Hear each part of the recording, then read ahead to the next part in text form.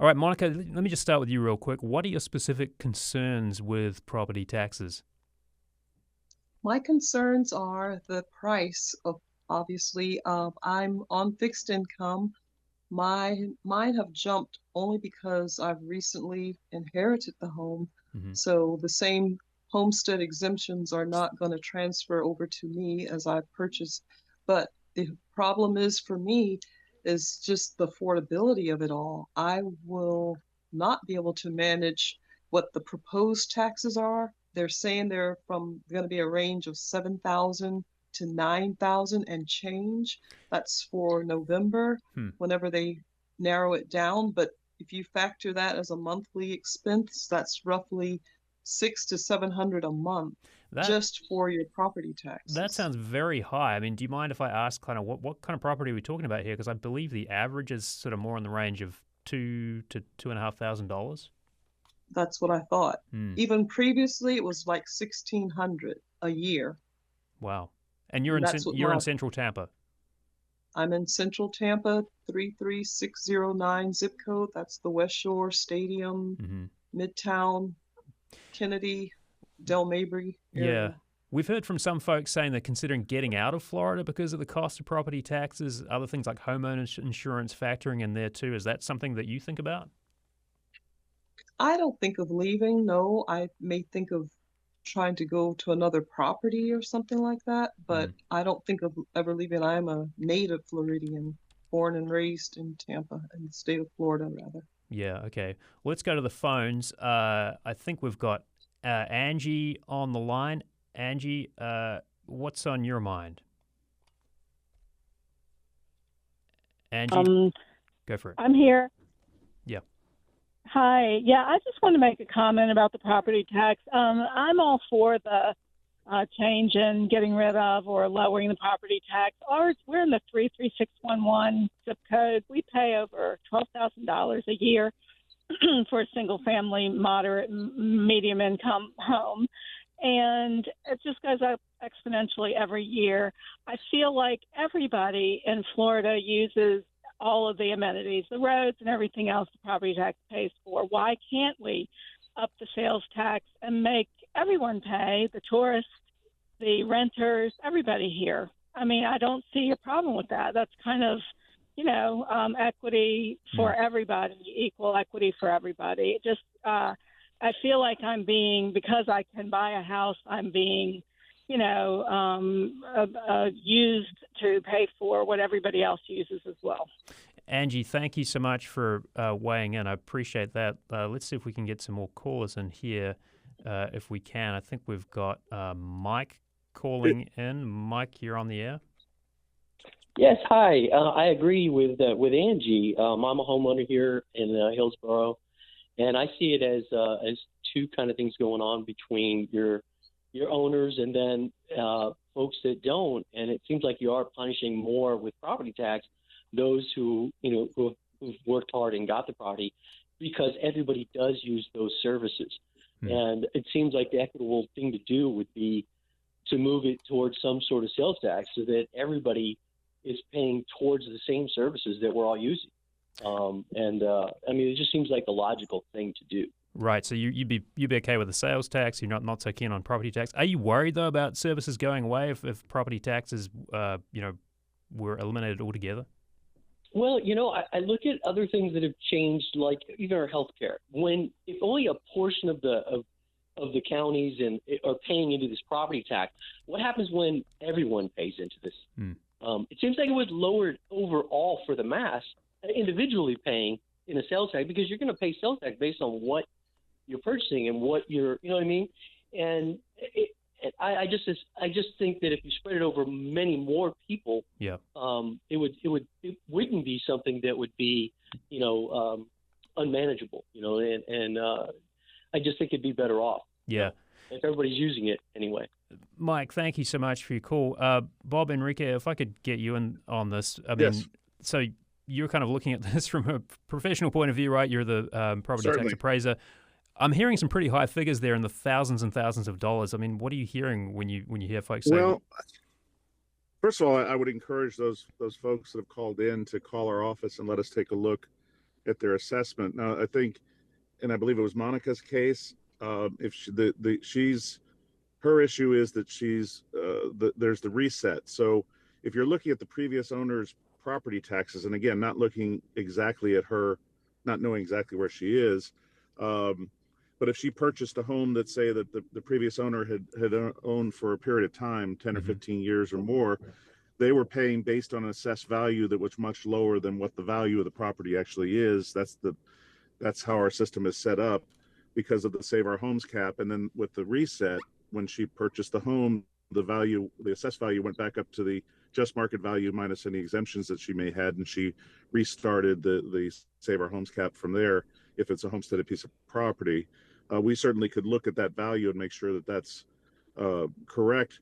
If she's on a fixed income and she is a senior, there are exemptions available to her, and we need to take a look at that, because with that it would really help her. One of the things I would suggest, or I've suggested to the select committee and to some other folks, is that we need to look at that what's called the super seniors exemption, because it's only set based on the federal poverty line, which is in the $37,000 or so a year, I believe. That could be higher, whether it be 200 or 300% of poverty, the federal poverty line, which would cover a lot more seniors. Yeah, okay. So there's quite a lot of detail in that, Bob. And I mean, just to kind of really boil it down simply, it sounds like if folks have questions about their property tax, they should get in touch with their property tax appraiser and see what their options are. Yeah, and again, so just to be clear, I'm the property appraiser, not the property tax assessor. Just to be clear, because we don't raise or lower taxes. The tax rates are set by the taxing authorities. We just figure out how much something is worth. So it's important to know what we do and what we don't do. But our job is to figure out how much something is worth, and based on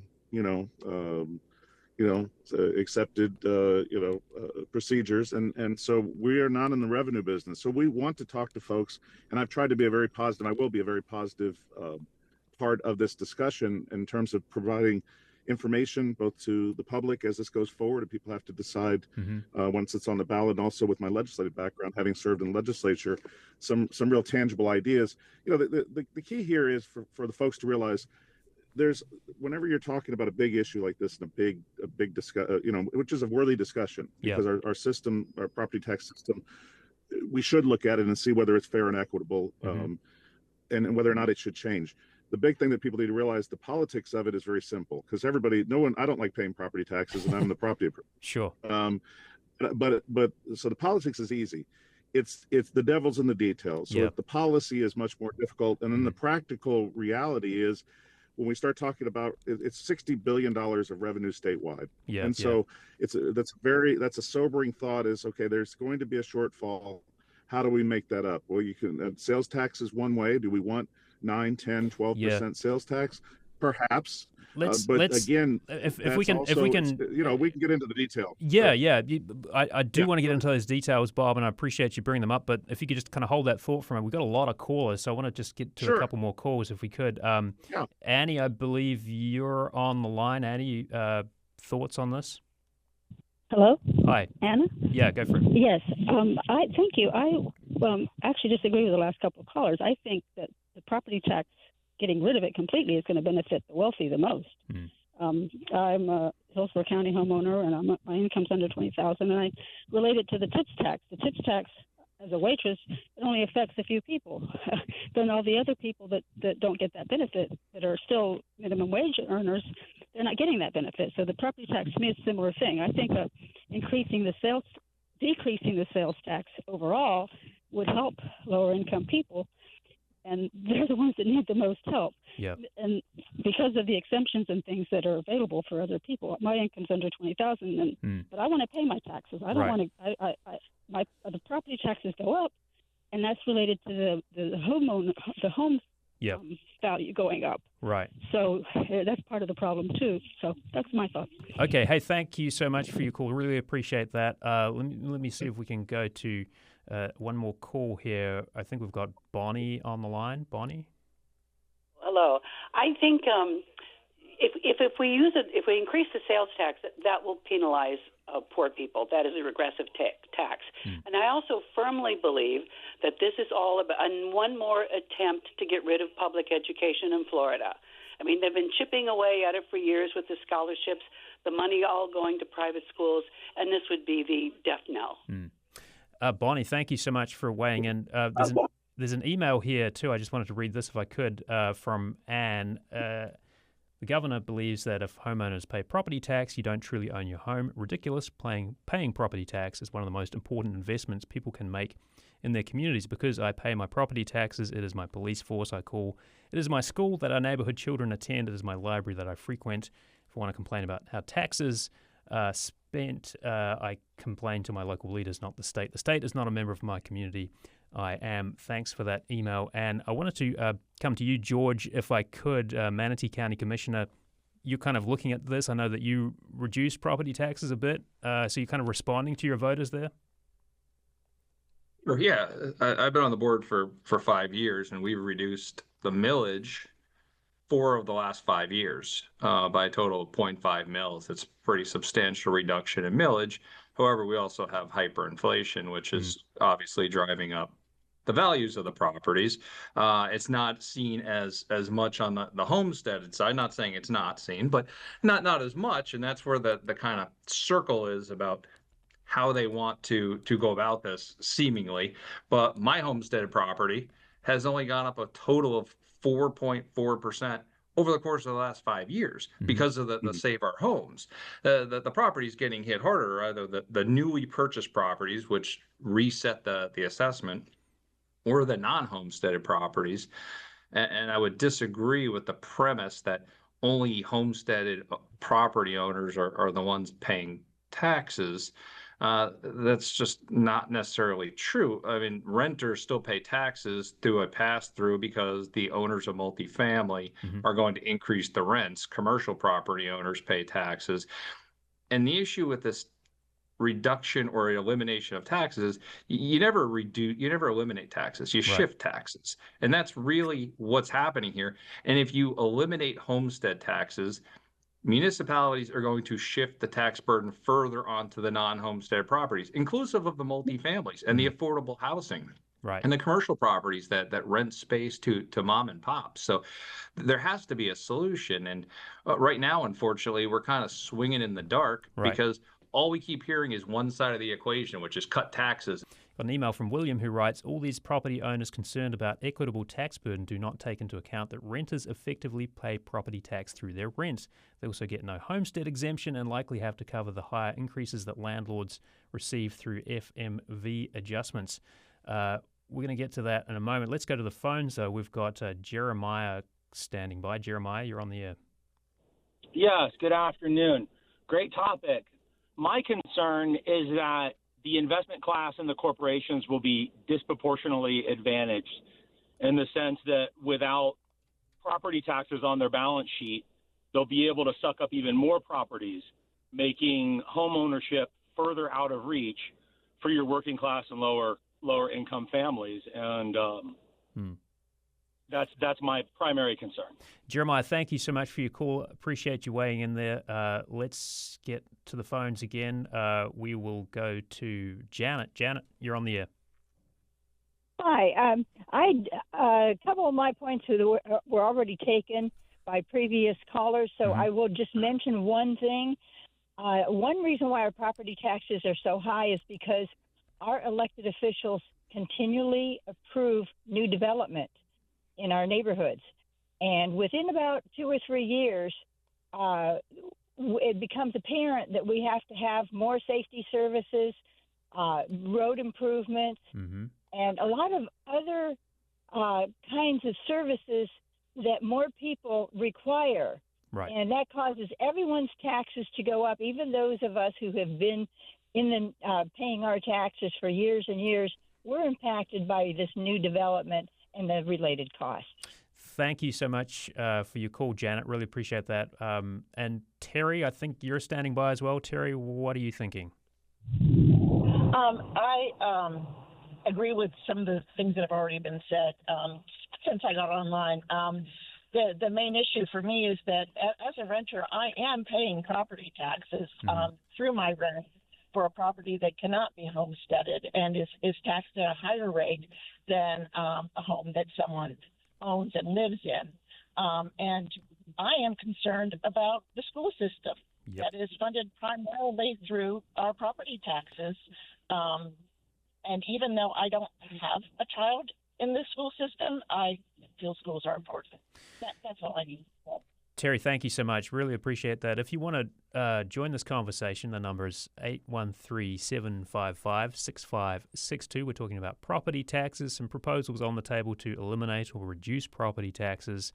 Where would that revenue come from if it was done away with? 813-755-6562. You can send us an email, and we're at Florida Matters, I should say, at WUSF.org. Monica is with us. Monica White, retired military member, a homeowner, kind of worried about the property tax bill facing her. Hearing all these kind of concerns from folks, what's on your mind, Monica?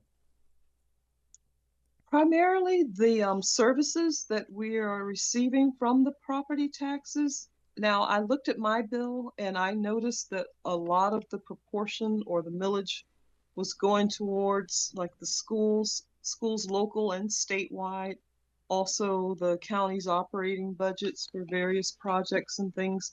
But when I think about it, it's just like, or at least from the homeowner perspective, I'm paying nearly, or at least proposed to pay up to nearly $10,000 a year. How is the library, the public schools, and so forth, all the different services, that doesn't really weigh heavily in my mind when I'm thinking of being displaced out of a home, of food, clothing, shelter, and health, some of the things that you need, just to be a human, right. To be able to stay alive. I'm not really worrying about the books going away when I'm thinking about keeping a roof over my head. Yeah. That's what, and we're not calling the fire department every day or the police. You would hope you're not having to call the fire department or the police every day. That's a good point. I want to get an email in here from Jean McDonald, who writes, people who rent, we already read that one actually, people who rent always also pay property taxes. It's included in the rent payment. This is part of the war on poor people. A 20% sales tax hurts the poor the most. If you want to cut property taxes, then bring in an income tax to make up the difference. So I guess a thought on how to kind of make up the shortfall there. Bob, if I could come back to you, I mean, are you thinking as you listen to this discussion, like what are the alternatives if property taxes are reduced severely or if they go away altogether? Well, just to be clear, from our perspective and my constitutional charge, I'm thinking about it personally, probably, but not necessarily in my professional position. But I can tell you that it's so much of a larger discussion, and we all are feeling the economic insecurity that's out there. One of the things that has not been mentioned yet, obviously, is rising insurance costs, and I guarantee you, all of your callers, as well as any of the. Oh, it sounds like we lost George. Sorry, Bob, rather. Are you still with us, Bob? Okay, let's go to the phones again. We've got Rich standing by. Rich, are you with us? Yes, I am. Hi. So, yeah, I mean, I agree. Can you hear me? Yep, okay, go for it. Yep. Okay, great.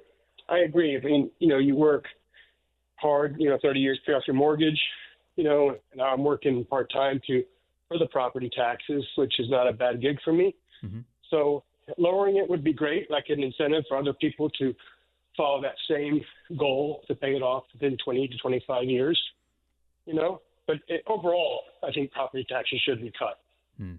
But thanks again for taking my call. Rich, thank you so much. Let's get Brian on the air. Brian, you're with us? Yes.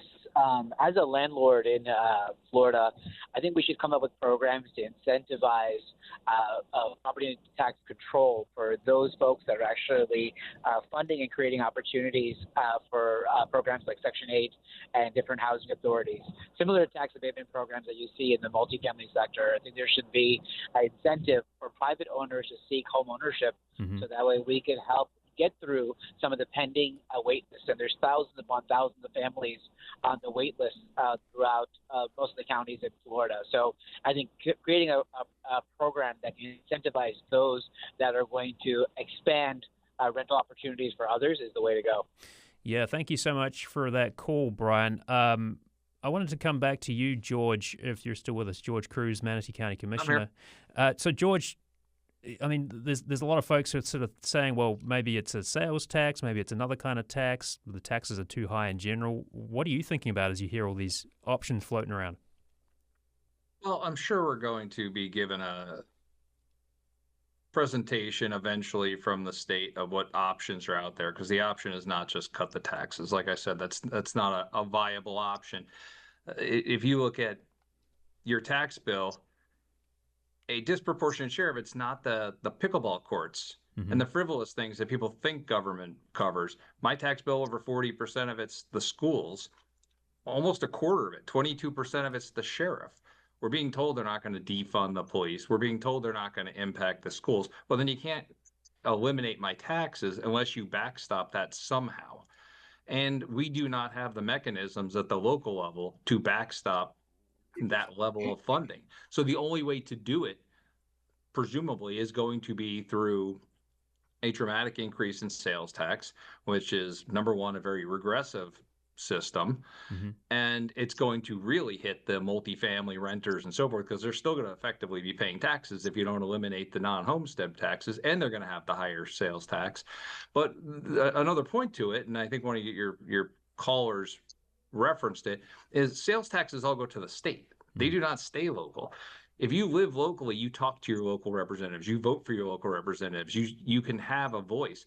It's a little bit harder when you get to Tallahassee. And if we're shipping all of this revenue up there, and then every school board, every board of county commissioners, every city council, every fire department, every police, every sheriff has to go up hat in hand and beg for some of that money back to cover the bills, that money usually has some level of strings or assumptions attached to it. Right. And that's not going to necessarily be the views and the wants and the needs of the individual localities, which each county and city is unique and different here in the state of Florida, and should be able to conduct their budget accordingly. Right, unless they institute like a half-penny sales tax to pay for something specific, which sometimes happens, like a transportation project or what have you. I wanted to just get a couple more calls in here if I could. A lot of folks on the line. Paul, you're on the air. What's on your mind? Good afternoon. A lot of intelligent people have made great comments, and many of which really are very good. But another thing I would like to see is more representation. I live in Florida 20 years, yet my house is theoretically valued at a lot more than what I paid. I'm in a gated 55-plus community where we cannot have permanent residents under 22, yet we pay the same school tax as most everybody else. And our property is not influenced by how good the quality of school is. So, to me, that's not a fair portion of my tax being paid. Yeah. We're going to have to leave this call here, but I do appreciate you weighing in. I know there are a lot of folks who didn't get to weigh in with their questions, but I really appreciate the input from our listeners here. Clearly a topic that a lot of people are fired up about and interested in and want to see some solutions